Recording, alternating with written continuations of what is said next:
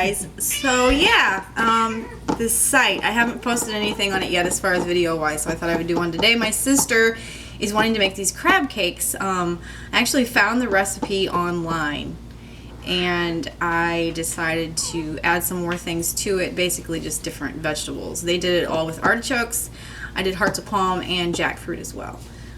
Kind of adds a little more texture and whatnot. So I have all that out and ready to go, and I'll show you all the ingredients and then I'll start chopping it up.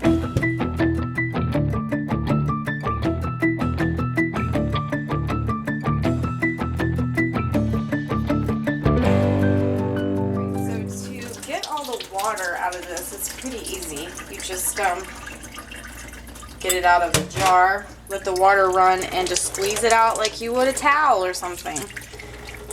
It's not anything special or whatnot, so just dump it out, squeeze it, and then I just put it in a bowl so that I could chop it up small. You want your pieces small for this, otherwise it won't bind together. You don't really need to squeeze the hearts of palm. Obviously you're going to cut those into chunks. Those don't need to be squeezed, but as far as the jackfruit, those you just kind of do the same thing, squeeze as much water out as you can. And that's it. Once you get all the water squeezed out, you're just going to want to take them and chop them up real small. Just keep chopping them until they're about like so. Variance in pieces are going to, give you variance in texture, so more like a real crab. So the hearts of palm, I just start to cut them in half, and then I just do small slices. This is sort of like the lump crab meat that you get that has like the, you know how they have the, well, you may or may not know, but at any rate, if you haven't always been vegan, you will know that crab has all these different textures when you get it out of a can or frozen or whatnot. So with this, you just want to do some smaller pieces. They don't have to all be uniform, but you kind of get the idea. All right, so this is the jackfruit. Just kind of the same situation. You want to just chop it up real well.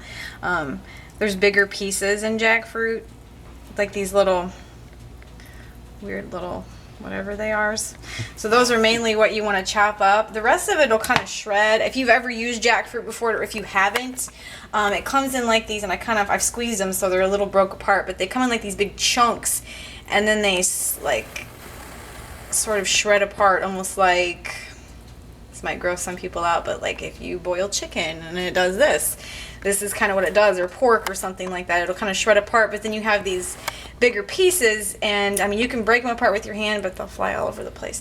So it's better if you just sort of take it and chop it up just like you do the rest of the stuff. You can do bigger piles or smaller piles, whatever is comfortable for you, however you want to chop it. But just make sure you get all these larger pieces. You don't want any big pieces for this, because it won't hold together as well. So you want your pieces as small as possible. So I just take the knife and chop everything up, go through it, make sure I get all these weird little ball, like, almost looks like garlic cloves. I never really noticed that before, but you just make sure you get them small enough because they're a little harder, and then you'll just have a big bite of this in your crab cake, and nobody wants that. So when you get it all chopped up, very small pieces. Some of them basically shredded to nothing, and then you got some larger chunks in there. So this is all three together, and I just add it all together and then mix it up, and then you can start adding your other ingredients. It should equal up to be about 4 cups, which this is.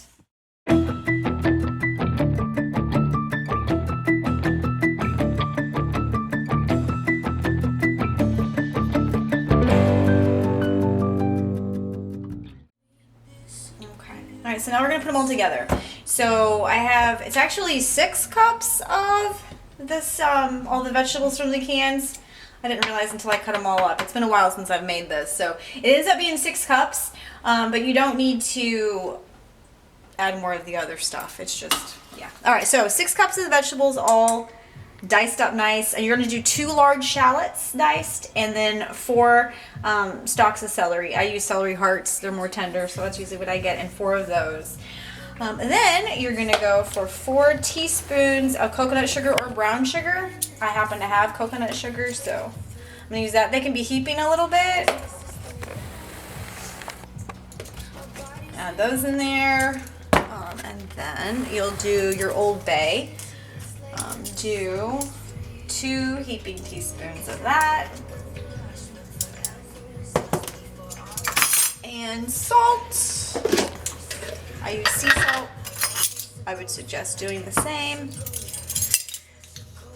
Just like the fine sea salt. So heaping half teaspoon of that. Then let me go over here real quick and grab this pepper. And you do about half teaspoon of the pepper too. I just grind it until it seems like it's about a half a teaspoon, and I'll show you what it looks like. You can use already ground pepper. I mean, if you want. I just don't like the way it tastes. It tastes like dirt to me, so I don't use it. Anyway, so that's about how much, if you can kind of see. About that. And if you like more spicy or more pepper taste, add more. Seasoning's kind of what you like anyway. So, and then you're going to do your lemon juice. I had a lemon already cut, so I'm going to use that first. It's like 2 teaspoons of lemon juice. You can measure it if you're not real familiar with it, but 2 teaspoons is going to be probably a little over a half of a lemon. And I just squeeze it through a strainer so you don't have to worry about those seeds. You can also squeeze it into a cup so you can measure it out if you want to. But I don't see the need. As long as you get around 2 teaspoons of the lemon juice. You don't want too much lemon juice. It's going to be too lemony because the vegetables already have sort of that lemony taste to them anyway. So I'm going to do about a half, and this is a really large lemon. Nice juicy lemon, so you don't need too much of it. So I got a half of one, and then I'll do another quarter of a lemon. And that should be about 2 teaspoons right there.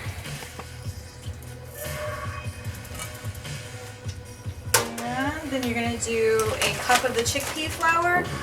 I'm going to mix this up first, just to kind of get a feel of how much flour I think I'm going to need. It shouldn't need more than that. It's pretty juicy, but as you can see, it's not like dripping water or anything like that. And that's why it's important to squeeze all the veggies out.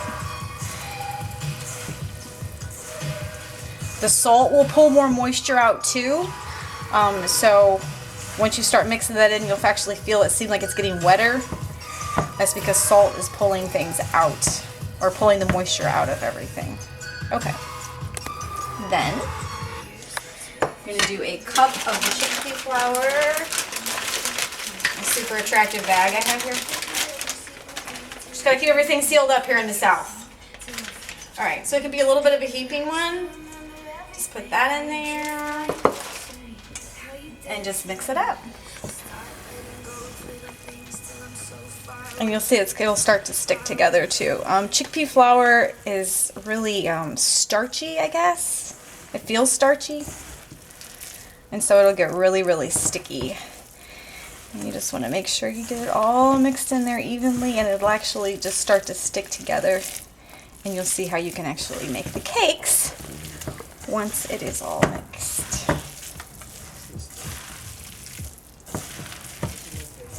Here's my beautiful ragdoll Maine Coon. Oh, there's my Maine Coon.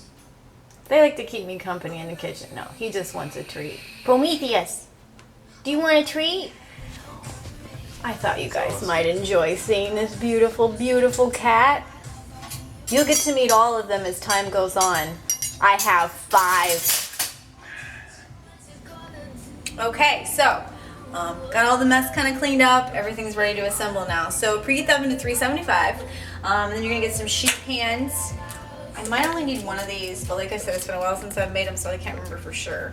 Get you kind of a flatter bowl or a dish or something like that, and put like about a cup of chickpea flour in it. You start with that. You might need more. You might not need that much, but about a cup's good. If there's any chunks, just kind of break them up a little bit.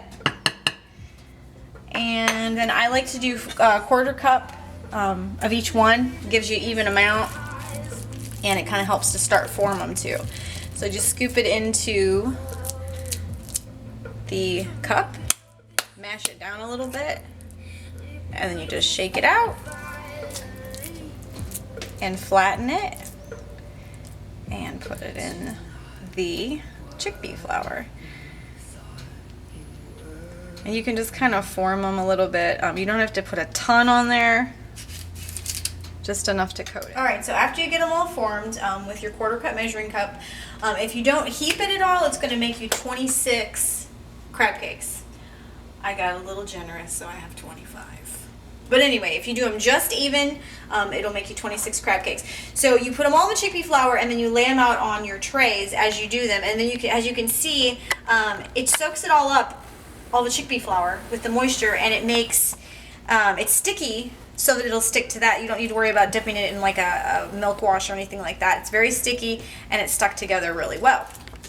So now you just get rid of whatever chickpea flour is left, and then just dump your breadcrumbs in there. And just coat it. They're going to be nice and firm at this point, so you don't need to really worry about them breaking apart too much. Still, a little bit will fall off, that's fine. But just coat them real well.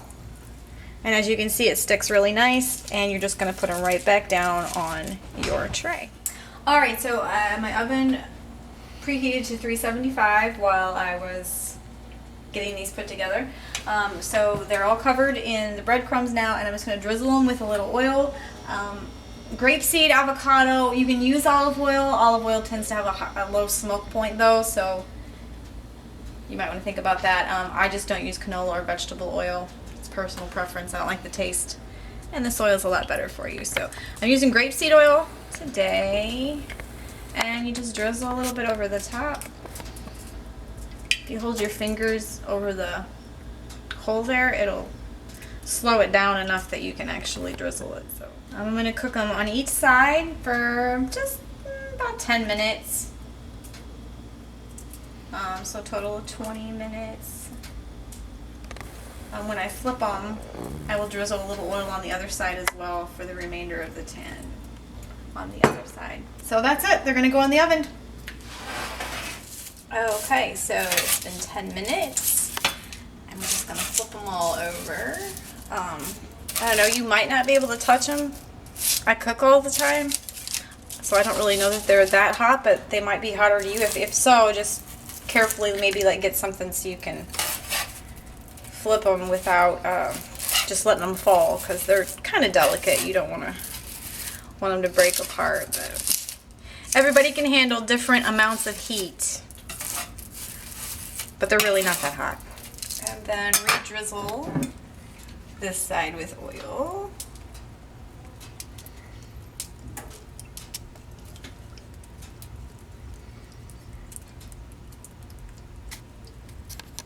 You want enough, but don't drown them either, because they are going to get a little more oil when you saute them in the pan to brown them. Okay. And now 10 more minutes. Okay, so they're all baked and done. I'm saving 4 out for dinner. And then so you have so many left over if you can freeze them. I like to make a big batch when I do things like this, because it's such a process that it's better just to do it all at once, and then you have dinner for a lot of different times and you feel like crab cakes. So I just took the parchment paper that I baked it on, and I just lined one of my smaller cookie sheets or baking sheets and just lined them all up single layer and folded it right over, and a second layer, and then it'll go in the freezer to freeze until they are frozen solid, and then they can be put in a bag. And I just put my nice little bag from the pet shop up the street over the top. And that's it. In the freezer, and they'll be all ready to put in bags for future use.